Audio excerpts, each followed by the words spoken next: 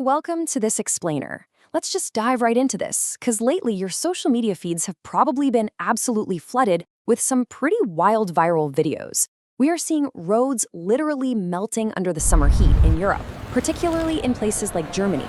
People's shoes are getting stuck to the crosswalks, and the asphalt is just turning into this dark, gooey mush. Honestly, it looks like a scene straight out of a disaster movie, but it is actually happening right now. And it's sparked this massive, global debate about infrastructure that we are going to unpack today. So this brings us to a really fascinating question, and it's one that millions of people, especially viewers across South Asia, are asking right now as they watch these videos. Why do roads in Germany start to melt at just 30 to 35 degrees Celsius, while roads in Pakistan endure punishing heat waves of 50 degrees Celsius without turning into liquid? I mean, it feels totally counterintuitive, right? It is completely valid to wonder if European road quality has just secretly been terrible all along. But it turns out the answer is a whole lot more fascinating than just bad workmanship. Just look at the stark reality of the numbers here. In Pakistan, you have got this extreme punishing heat. We're talking 47 to 51 degrees Celsius, and the roads stay perfectly solid. But over in Germany, at a relatively mild 30 to 35 degrees, their asphalt is literally giving up. We can actually put that whole poor quality control myth to rest right away. What we're looking at is a deliberate, calculated result of civil engineering reacting to its specific environment. Section 1, the science of asphalt. It is all about chemistry, not quality. You see, the mystery behind these melting roads doesn't actually come down to a lack of funding or bad materials. It comes down to chemistry and how asphalt is structurally designed for highly localized conditions. To really grasp this, we have to talk about what engineers call asphalt grade. Before a single drop of road tar is poured onto the dirt, engineers don't just order a generic batch of asphalt from a factory. No, they study decades of historical weather data for that exact region. They are looking for the absolute maximum and minimum temperatures to formulate the perfect chemical recipe, determining the precise melting point needed for that specific area. Asphalt is absolutely not a one-size-fits-all material. And to really understand why Pakistan's recipe is so extreme, we have to wrap our heads around one staggering data point: 70 degrees Celsius. While the air temperature in Pakistan might be reading 50 degrees on a thermometer, the direct, unyielding sunlight is basically baking that black road surface. The actual temperature of the asphalt itself can skyrocket from that 50-degree air temperature to a blistering 60 to 70 degrees Celsius. Moving to Section 2, hard versus soft engineering, and choosing the right grade.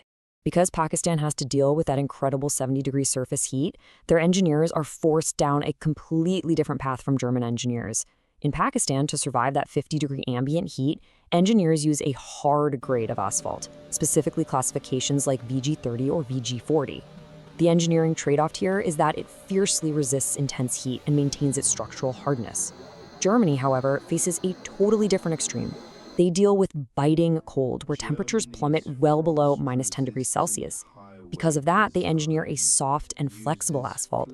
Their trade-off is a road that actively resists cracking when the ground freezes solid. Now, you might be asking, well, why doesn't Germany just use Pakistan's hard asphalt so their roads never melt? There's a quote from the structural analysis that answers this perfectly. If this hard asphalt was used in Germany, their winter cold would shatter it like glass. Think about that for a second. The extreme rigidity that saves a Pakistani road in the summer would be a catastrophic failure in a German winter.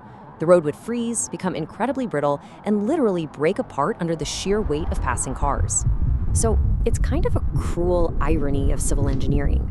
The exact same solution that saves Germany in the winter is exactly what dooms them in a heat wave. Soft asphalt plus a 35-degree heat anomaly directly equals expansion and melting. The chemical flexibility required to survive sub-zero temperatures simply cannot hold its molecular shape when hit with unusual sustained heat. It expands, it softens, and ultimately, it melts. Section 3, the moisture factor. Let's talk about rain, soil, and structure. Beyond just the temperature gauge, there is a secondary environmental variable that really dictates how these roads are chemically structured, and that is water. There's a massive environmental contrast in moisture between these two nations. Pakistan features incredibly dry soil and a generally arid climate. Their roads just don't have to battle constant water ingress. Germany is a totally different story. It has high soil moisture and frequent rain practically year-round, and that fundamentally alters the baseline of the earth right beneath the asphalt. Because of that constant wetness, German roads are always multitasking. Their asphalt is specifically designed to absorb water without failing, and then it's built to withstand the physical expansion that happens when that absorbed water undergoes deep freezes in the winter. But hey, every engineering choice has a cost, right? The trade-off for surviving constant wet freeze cycles is that the asphalt's overall chemical structure is naturally weakened against heat. It just isn't armored for the blazing sun.